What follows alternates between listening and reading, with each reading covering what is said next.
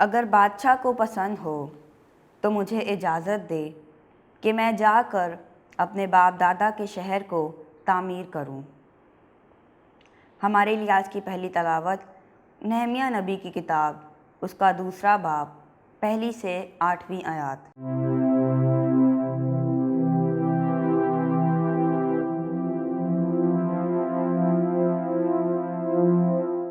اس وقت ارت احشتاستا بادشاہ کے 20ویں برس نیسان کے مہینے میں ایسا ہوا کہ میں اس کے سامنے تھی، تو میں نے اٹھا کر بادشاہ کو دی، اور اس سے پہلے میں کبھی اس کے حضور میں اداس نہ ہوا تھا۔ تو بادشاہ نے مجھ سے کہا، تیرا چہرہ کیوں اداس ہے، حالانکہ تو بیمار نہیں؟ یہ دل کے غم کے سوا کچھ نہیں۔ تب میں نے شدت سے خوف کھایا، اور میں نے بادشاہ سے کہا، بادشاہ اب تک سلامت رہے، میرا چہرہ کس طرح اداس نہ ہو، جبکہ وہ شہر ویران ہو گیا ہے جو میرے باپ دادا کی قبروں کی جگہ ہے، اور اس کے پھاٹک آگ سے جلائے گئے ہیں۔ بادشاہ نے مجھ سے کہا، پس تو کیا درخواست کرتا ہے؟ تب میں نے آسمان کے خدا سے دعا مانگی۔ پھر میں نے بادشاہ سے کہا، اگر بادشاہ کے نزدیک مناسب ہو اور تیرے بندے نے تیرے حضور مقبولیت پائی ہے، تو مجھے یہودا میں میرے باپ دادا کی قبروں کے شہر میں بھیج دے، تاکہ میں اس کو تعمیر کروں۔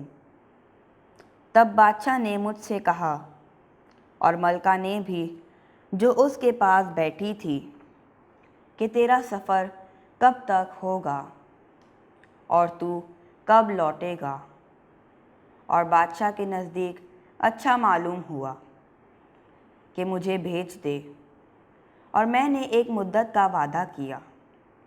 اور میں نے بادشاہ سے کہا کہ اگر بادشاہ کے نزدیک اچھا معلوم ہو تو مجھے دریا کے پار کے حاکموں کے نام فرمان عطا کرے کہ وہ مجھے جانے دیں، جب تک کہ میں یہودا میں نہ پہنچوں، اور ایک فرمان شاہی باغ کے داروغہ آصاف کے نام، کہ وہ ہیکل کے قلعہ کے پھاٹکوں اور شہر کی دیواروں کے لیے اور اس گھر کی چھت کے لیے جس میں رہوں گا مجھے لکڑی دے۔ تو بادشاہ نے مجھ کو فرمان عطا کیے بمطابق میرے خدا کے نیک ہاتھ کے جو مجھ پر تھا۔ پاک کلام کے پڑھے اور سنے جانے پر خدا کی برکت ہو، خدا کا شکر ہو۔ جماعتی جواب، اگر میں تجھے یاد نہ رکھوں تو میری زبان میرے تالو سے چمٹ جائے۔